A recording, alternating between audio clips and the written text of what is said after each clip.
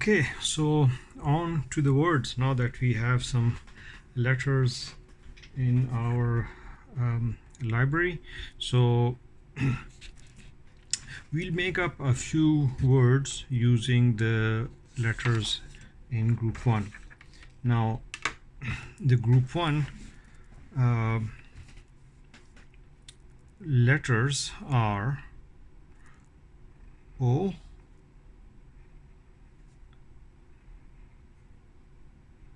E, C, D, not a very good one,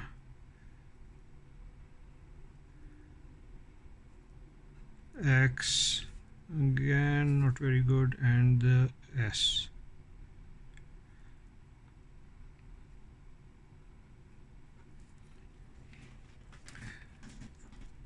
One of my favorite words for this group of letters is exceeds, because it uses pretty much all the letters in this group with the exception of the O.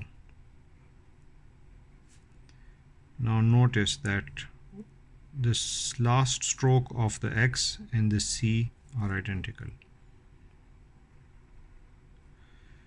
When you're drawing these letters, it is important that you break them down into the strokes mentally. When you're drawing these strokes, make sure you're paying attention to each stroke as you're drawing it, rather than getting caught up in what letter or word we are writing. These strokes kind of get assembled into letters and words almost as a side effect. Now I'm going to change the pen just for some variety, and because I think this color goes well with the blue. Another practice word is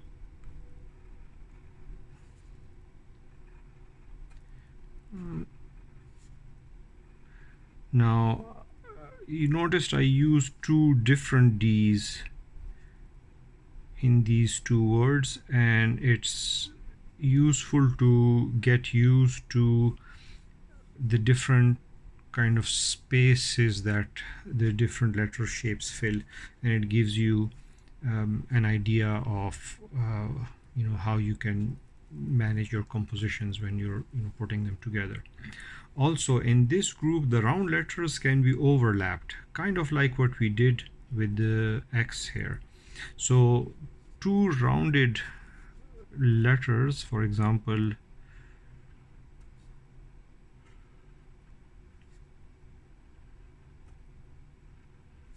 the D and the O can be overlapped. Now, where multiple rounded letters, like in this case there are 3 next to each other, you can overlap any 2, but you cannot overlap all 3. That creates just too dense of a texture and looks really it stands out in not a very flattering way.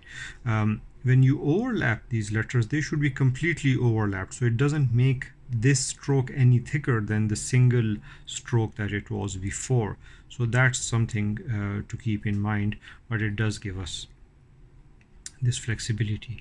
Now, some of the words to try for this group are codex,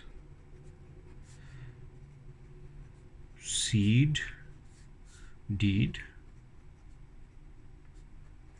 ode, the seed with the C, and I'm sure you can come up with a few yourselves.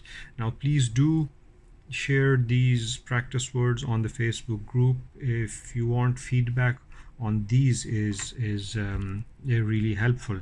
The thing to note is that your spacing needs to be even. So if you just look at the points that touch the baseline for the letters that are similar shapes, they should be fairly even, and they should create a texture that is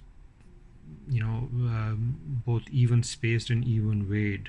And if I cover the top of these letters, it's pretty hard to figure out what the rest of the letter is, and that really is the consistency we are looking for.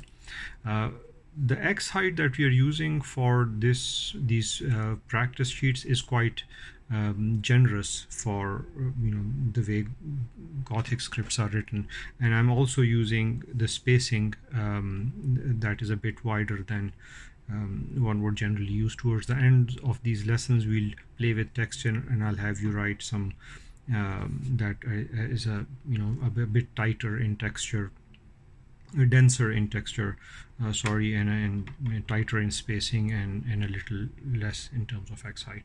So I look forward to your uploads. Please do share them, and until the next one, bye bye.